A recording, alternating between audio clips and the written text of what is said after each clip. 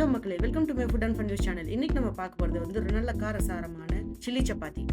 இது ரொம்ப காரமாக இருக்கும், அதனால் உங்கள் தேவைக்கேற்ப காரம் போட்டுக்கோங்க. வாங்க அது எப்படி பண்ணலான்னு பார்க்கலாம். ஒரு பேனில் ஆயில் 3 டேபிள் ஸ்பூன் ஊற்றிக்கிறேன்.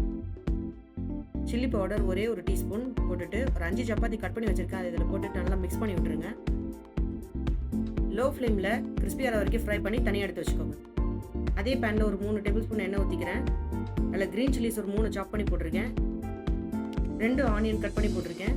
அதை ஒரு 3 to 4 மினிட்ஸ் நல்லா சாட்டே பண்ணிக்கோங்க.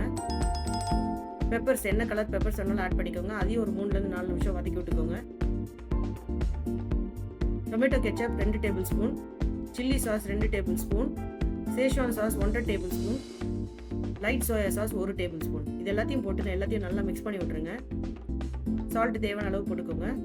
தண்ணி ஒரு அரை கப்புக்கும் குறைவா ஊற்றிட்டு ஒரு 3 to 4 நிமிஷம் நல்லா குக் பண்ணிக்கோங்க. நல்லா குக் ஆயிடுச்சு. இப்போ ஃப்ரை பண்ண சப்பாத்தி இதில் போட்டுட்டு நல்லா மிக்ஸ் பண்ணி விட்டுருங்க. நல்லா மிக்ஸ் ஆயிடுச்சு. இப்போ மேலே ஸ்ப்ரிங் ஆனியன்ஸ் தூவிட்டு இறங்கிங்கன்னா சூப்பரான சில்லி சப்பாத்தி ரெடி. கண்டிப்பாக வீடியோ லைக் பண்ணுங்க, ஷேர் பண்ணுங்க, கமெண்ட் பண்ணுங்க, மறக்காம சப்ஸ்கிரைப் பண்ணுங்க. தேங்க்யூ ஃபார் வாட்சிங்.